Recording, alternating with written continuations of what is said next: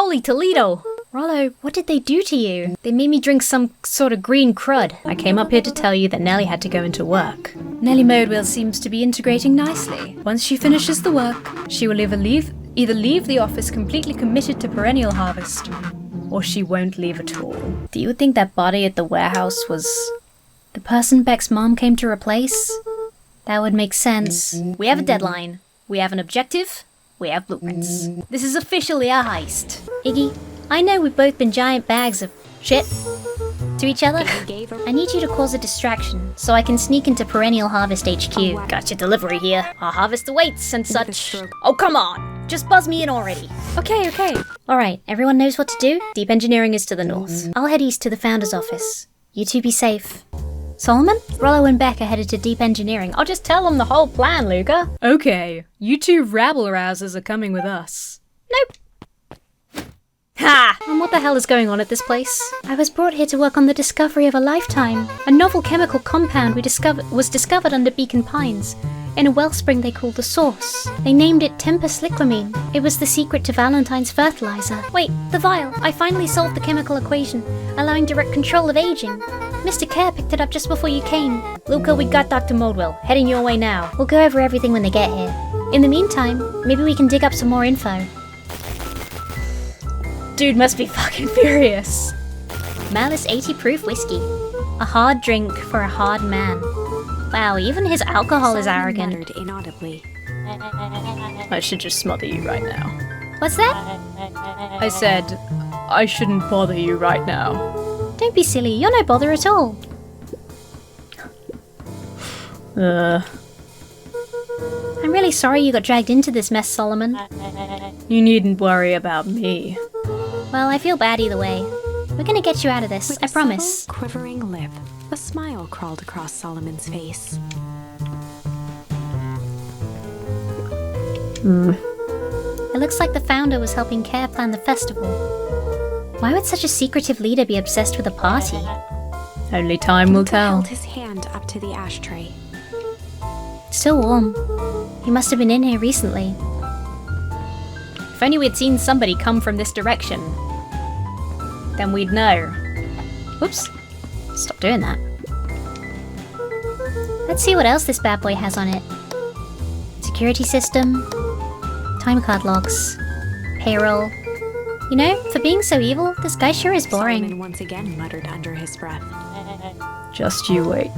Huh? Oh, nothing. Luca tugged on each of the cabinets. Dang, this must be the good stuff. They're all locked. Perhaps he's not as careless as you suspected. They heard the trampling of frantic footsteps from the hallway. Lock it, lock it, lock it! Locked. That was close. When we left Nellie's office, it was swarming with clipboards. We barely got away. Did they follow you? Rollo. Before we start tossing blame around, is it possible someone ordered a pizza? We'd love to hear your thoughts. Definitely not pizza. What now? Don't look at me. I'm officially retiring from the heisting business. We're so sorry for the inconvenience. We just have a few quick questions. Just let me think. Can someone watch the door? Of course. Everyone else, huddle up. Oops. I think this little caper has gone on long enough. Solomon, no! Hush now, child. The adults are speaking. Dr. Modewell, a brief reintroduction is in order. We've never met in person, but we have corresponded. You see, it was I who hired you. Solomon, the pathetic child orphan. The powerful and enigmatic founder. Sharper, the fallen progenitor who created this town. Perennial harvest, Valentine fertilizer. All connected by a single thread. Yours truly. But that's... Her eyes searched the floor in thought. Solomon watched eagerly, waiting for the flicker of epiphany. With a sickened look, she peered into his soul. Yes, now you've got it. Tempus liquamine. You discovered how to reverse the process. Solomon clapped with genuine delight.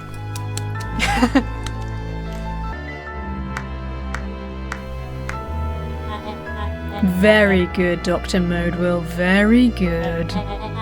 Though the discovery wasn't intentional. Solomon glanced down, examining his youthful form. And the effects went a little too far for my tastes. That's why you needed me to finish Dr. Prescott's work. Which you did admirably. Mr. Kerr, the vial, please. Presented it with a theatrical twirl of the hand.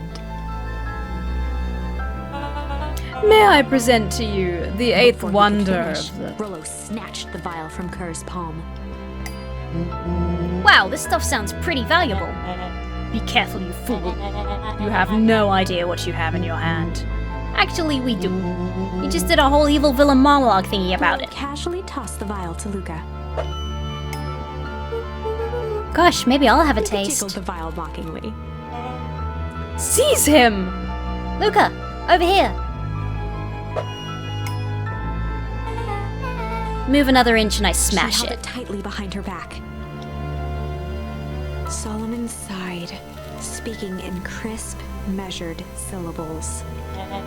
You have no plan. I'll smash it, I swear.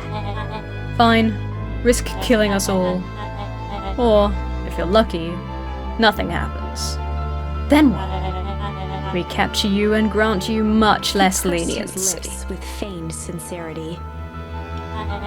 But I give you my word. If you hand it over now, none of you will be harmed. Deep uncertainty washed over Beck. You're a smart girl, Beck.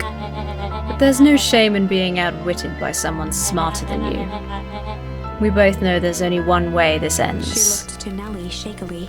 With a dispirited nod, Nellie sighed in defeat. Beck slowly approached Solomon. That's a good girl. Beck, don't do it. We can't trust that jerk. I'm sorry. He's right. Apprehension, Beck conceded. Solomon pocketed the vial and brushed off his shoulder with a sharp flick. Mr. Kerr, you have allowed yourself to be humiliated by a group of children. Report to my office tomorrow for a performance The review. blood drained from Kerr's face. Of course, sir. But first, you have a speech to make. Trot out there and give me the introduction I deserve. And don't forget to smile. Yes, sir. And to think, all of this, thanks to the efforts of Mr. Van Horn. I don't understand. How is this all because of me, not you, Luca? I said Mr. Van Horn, silly child. Dr. Walt Van Horn. Your father was always a thorn in my side. I offered him an opportunity to be a part of something great. But the fool was blinded by righteousness. He even broke into my laboratory in an attempt to sabotage my Solomon work. shook his head with gratification. But the universe has a funny way of correcting course. By meddling with a force he didn't understand, Walt showed me its true potential. As fate would have it, Luca, your father's dying act was to grant me eternal life. Muffled applause resonated faintly through the walls. Well, that's my cue. After the festivities and my subsequent ascension, I will return to deal with you all. Until then, I suggest you use this time to reflect on the magnitude of your failure. You three keep post outside the door. Maybe leave one of them inside, just in case the kids start plotting. I don't know, that's what I'd do. Well, crap. Well, that's a bit of a dill pickle, isn't it? I can't believe Beck sold us out like that. I'm not sure she had any other choice. So what now? What's the plan? I don't have one. Of course you do, you always have a plan. Rollo. You just need some time. Rollo, it's over. We lost. Nellie was staring at the floor, deep in thought. Sorry, Luca. Give me a minute to calm my mind. Hey. I'm sorry, Luca. I did what I had to do. I know, it's just... we were so close. I've got a feeling that eventually Solomon will get what's coming to him. time wounds all heals. Well, time seems like less of an issue for him now. Luca, there's something you should know. After Mr. Kerr locked me in that office, I had nothing but time and curiosity. I poked around a bit, hoping to find a means of escape, but I found something else. A note, hidden in a false drawer. From our dad? What sort of note? Oh, Dr. Prescott must have sensed his time at Perennial Harvest was growing short. So he left behind a letter, with the hopes it would be found by his successor. It was a confession of sorts. He left it for me, but its contents... Luca, I think they were meant for you. Why? What did it say? It was about an incident with your mother. Dr. Prescott found her in his lab with a stolen keycard. There was an accident. She had been exposed to extreme amounts of Tempest liquamine. The color dropped from Luca's face. Is she... She survived. Dr. Prescott decided to help her recover. He no longer trusted Perennial Harvest, so he kept her whereabouts a secret. Over time, your mother led him to reconsider the purpose of scientific discovery. Science is often at the vanguard of change, but that doesn't mean it's always right.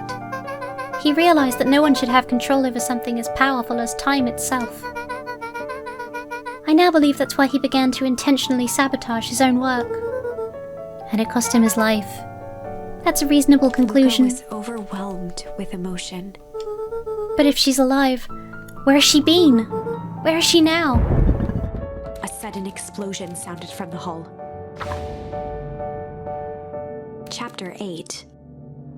Comeuppance. Ears still ringing, Gran picked herself up off the ground. Through the dust and smoke, she looked over to see Mrs. Fratelli helping Hiram Tolliver to his feet. She'd had to beg, borrow, and steal to acquire those explosives. How many nights had she spent visualizing how she'd use them to make things right? And now, her one shot at destroying the source, that damned hole that swallowed so much of her life, was gone. Traded for this jagged hole in a wall and a foolhardy shot at rescuing Rollo. With Fratelli and Tolliver at her side, she stepped through. So, in this one, Gran, Eleanor, has abandoned blowing up the source for rescuing Rollo? I wonder why. It was a strange feeling. The last time she'd stalked this maze of hallways, it was in a different body. They quickly rounded a corner to find a group of clipboards guarding a door. Something worth guarding is probably something worth seeing. She leapt forward, brandishing her cane. If her last chance at vengeance for things lost was truly gone, she would just have to fight to keep what she still had. Bop him on the head, Gran. I think that is the sound of Gran bopping them on the head.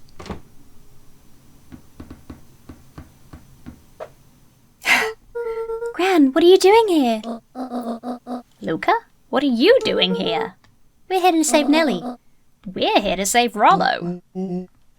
Hey, Mrs. Lucas Gran. That's awful nice of you, but I'm fine. Oh no, what did they... Gran, there's no time to explain. We have to go now. Come on, everyone. We've got a party to crash. They made their way out from deep within Perennial Harvest, just as Solomon finished up his speech. Thankfully, we can dispense with the formalities from here on out. Solomon pulled a glass vial from his pocket. We've got to stop him. In one smooth motion, he downed its contents. Fuck. A triumphant smile grew across Solomon's lips. No. Well, I guess that's it. We lost. I wouldn't be so sure about that. Oh my god, did they swap the vials? With a mischievous look, Beck elbowed Luca. Remember when I had the vial behind my back? I might have tweaked his wonder potion with a little...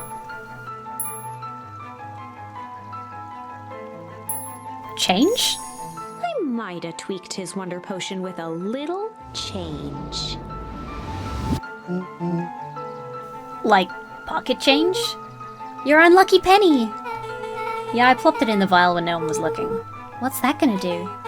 No idea. That's the beauty of science. Now we observe. You can all call me Sharper His Valentine. body and face began to contort and expand as he disappeared into a belching green mist. The aging and de-aging process doesn't look very, comfortable.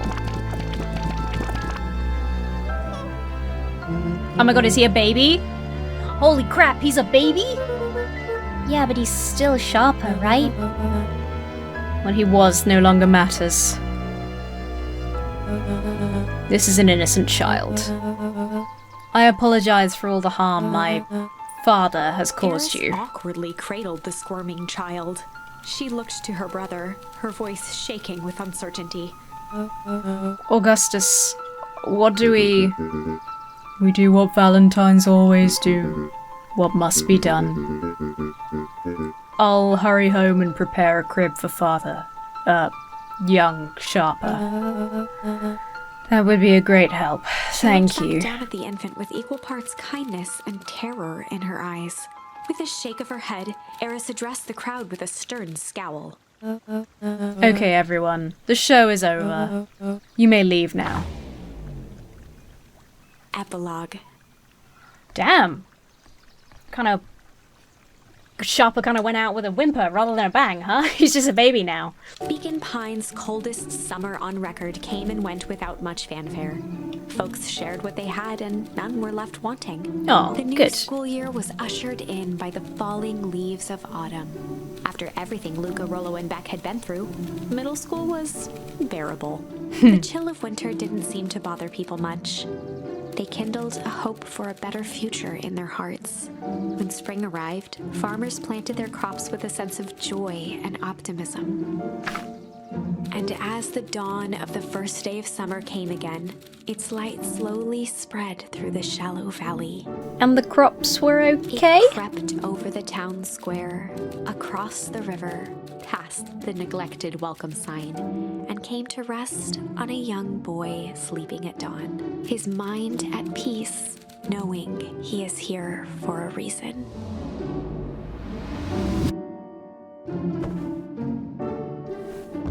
Oh, we probably don't even need to wear our jumper. Oh, we're still wearing our jumper, even though it's summer.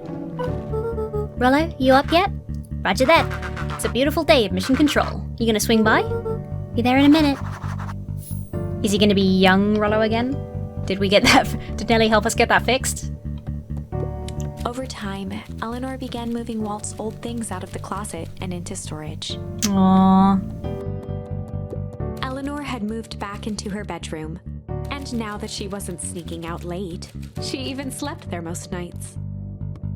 Is Eleanor younger again? I guess all the explanations and learning about the old town and stuff happened overnight. What about Luca's dad? Because, you know... Oh yeah, it looks like the grave's gone. They put the grave back in the old town. Whoops. Chew! Hey, Roxy. I hear you and Rollo have big plans for that little treehouse. Yeah, it started getting crowded after we revoked the max capacity one Rollo, one Luca rule. So we decided to expand. But at least we got some help with that. How's the internship at Nellie and Alona's shop going? It's been great. I'm hoping it helps me get into the School of Agriculture upstate. Also, Nellie said she'd write a letter of recommendation, which would be huge. I just can't help but worry about leaving Rollo. He's grown up so fast, but he's still my little brother. Yeah, he had a heck of a growth spurt. I don't just mean growth, literally. This morning he was up and finished his chores before I even had breakfast. Well, some of that might be his excitement about treehouse renovations. Don't tell him this, because it'll go to his head. But I'm really proud of that little punk. I'm sure he feels the same way, but he's just too dang proud to tell you. I know. Aww.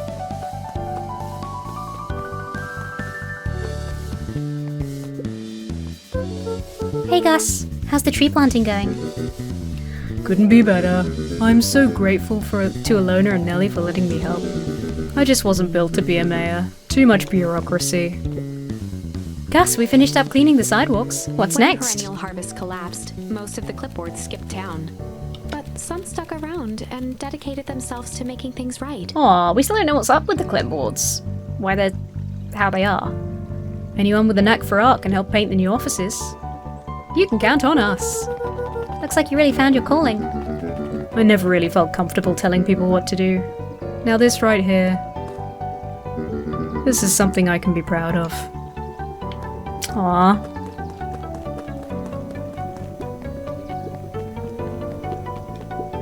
How's the napping this morning?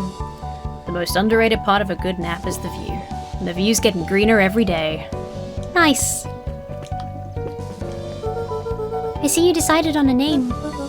Yep, we had to clear out all the old stuff before putting on the final touch. Slow and Dirty Harvest is now official. I like it. It was actually Nellie's idea. There's still a lot of work to do, and the name serves as a reminder. Just because progress is important doesn't mean change should happen fast. In fact, I've learned the more you care about something, the more important it is to take things slow. Our motto is, go slow and fix things. It's not the catchiest motto in the world. Amen to that. Slow and Dirty Harvest. Aww. Okay, gotta get to the treehouse. Gotta get to the treehouse. Hey, buddy. Luca, get this. I managed to reel in an actual fish this morning. No way. Seriously? Yeah, an honest to goodness flip-flopping, swim-swamming fish. I don't think I've ever caught an actual fish here. Been at least 7 years since I've caught one. I'd say it's a good omen. What'd you do with the fish? Oh, I released it back into the pond. I'm hoping to catch it again tomorrow.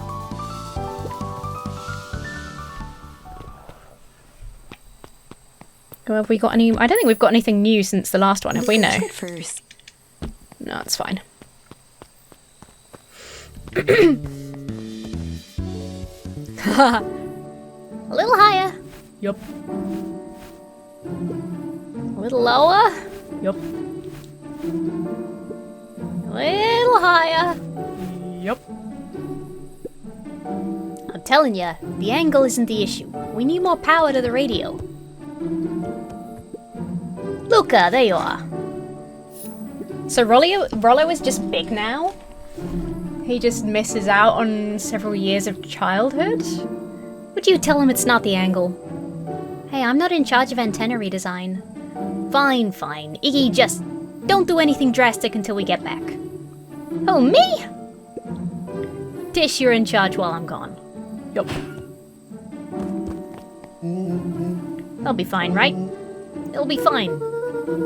If we really want mission control to turn into something bigger and better... Oh!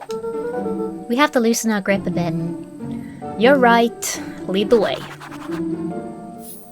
Off to see Beck. You guys be careful though, right? Just be a little bit careful. I bet Beck's mom is gonna give us a, Oh no, 'cause they're both here. I was gonna say I bet Beck's mom is gonna give Rollo a reversi, but... a reversi potion. Young Mr. Van Horn. How's little Solomon, Sharper doing? Young Sharper seems to enjoy nature more than I. So we do a lot of strolling these days. Has he, Attempted to crawl out of his crib and plot world domination? Yeah. Thankfully, no. I spoke at length with Dr. Modewell, and she feels that Sharper's infant mind was not developed enough to retain his previous memories. For all intents and purposes, the child is unmolded clay. Let's hope he's a little nicer the second time around. That is the objective, yes. But really, all I can do is try and hope. 2 activities I am endeavouring to find less distasteful. Well, I think you're doing a great job. And the whole town is ready to help out however we can. I can't wait to teach him how to throw a baseball. Eris did her best to ignore the tears welling in her eyes. That would be acceptable. Aww. Hey, Miss Hatch, have you finished your book yet? He looked at his friends with a thankful smile. After everything that could have gone wrong, everything that did go wrong, we made it. The end. Closing her eyes, Miss Hatch took a deep, relaxing breath.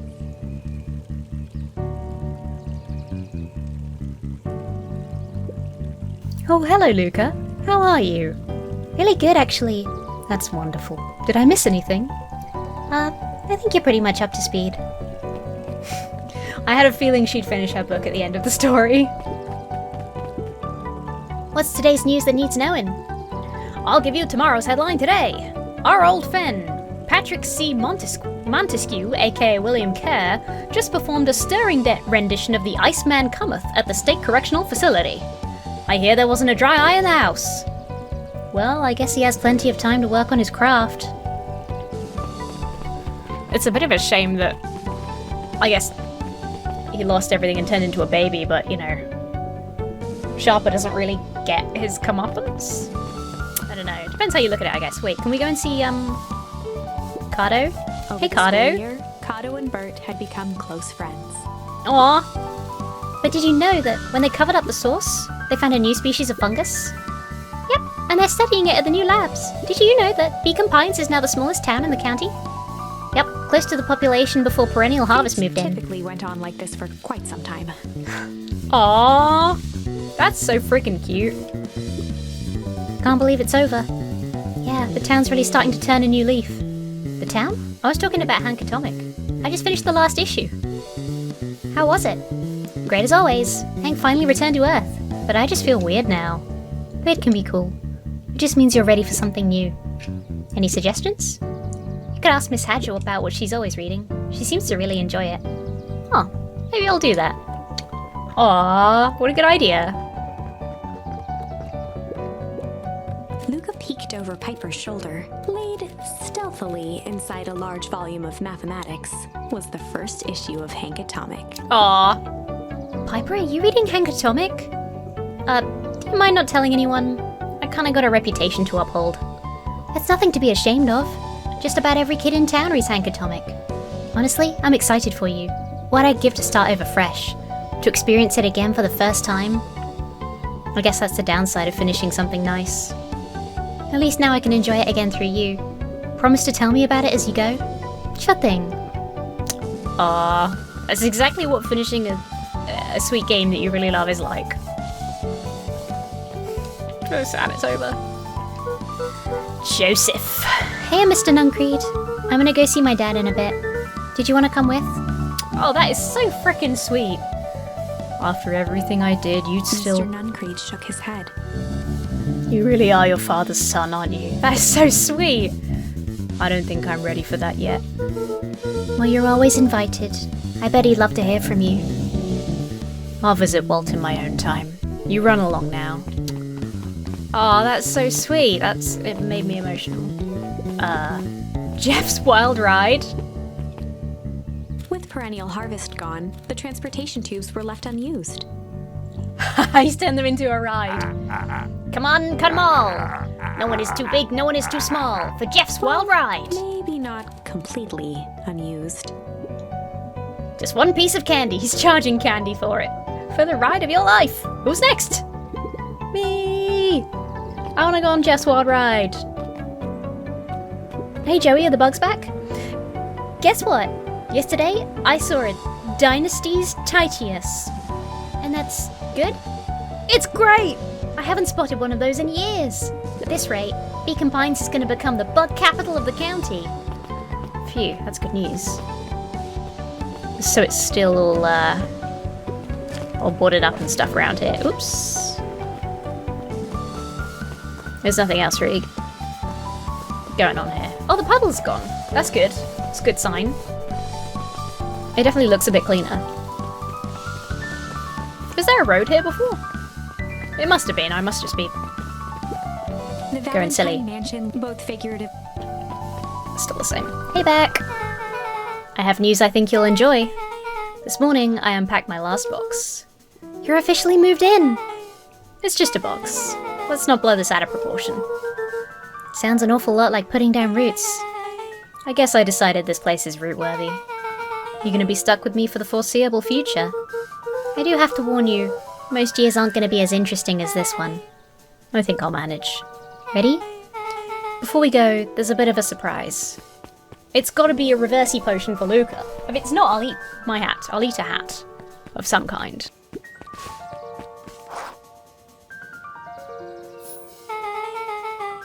My mom's prepared this tree especially for you. Are we gonna plant it at the old spot where Dad's buried? Aww. It wasn't just them. Just about the whole town pitched in. We all owe you. It should do okay in the cold of old Beacon Pines. and thrive as things warm up. That's perfect. Oh, we go there via Jeff's wild ride. Aww. So are we really not gonna youngify Rollo? That is so shocking. Alright. Wild ride time. Ah, you got it. Now that's a good-looking tree. Being a special occasion and whatnot, this ride's on the house. You're gonna want to hang on tight to that little tree. Jeff's voice has not been consistent throughout this, I'm very sorry.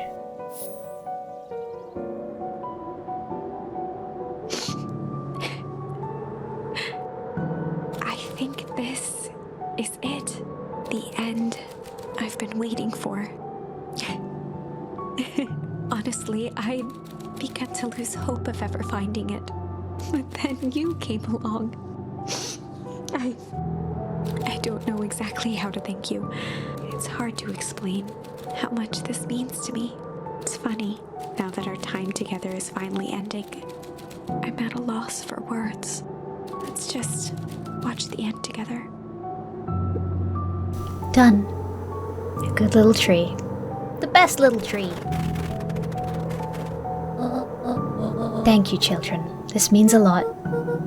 Yeah, thanks. For everything. Shucks, I only did what any super awesome best buddy would have done. We should probably give you some time alone now.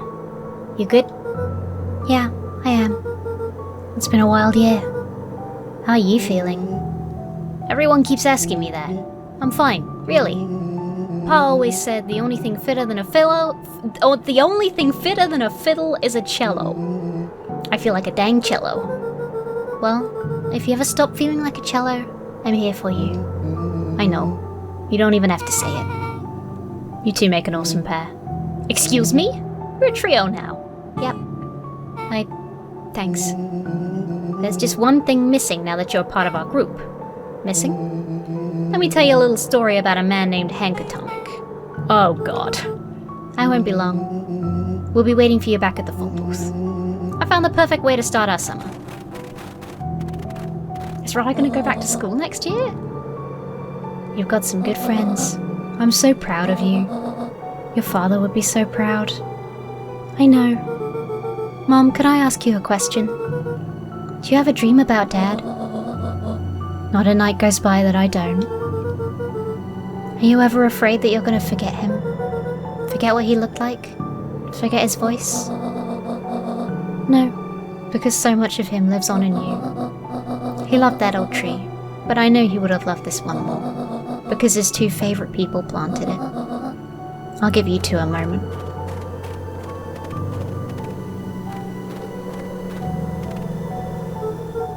Hey Dad.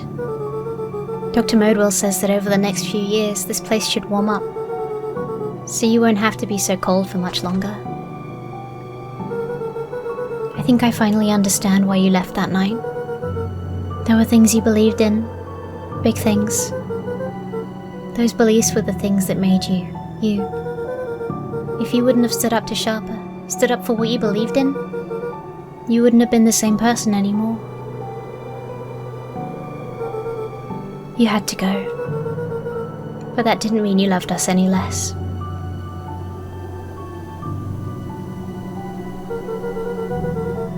I might not visit you as much as I used to. I know you understand.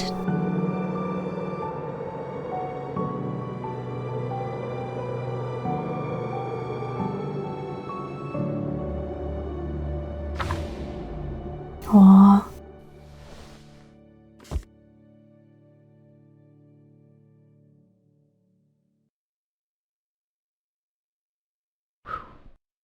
Aww. That was so wonderful. That was so wonderful. I'm really sad it's over. What a gorgeous little game. Absolutely gorgeous. Well, there you go. Kirsten Mize? Mize or Mies? What a fabulous, fabulous narrator. Fabulous storyteller. Absolutely wonderful. Good job, everybody.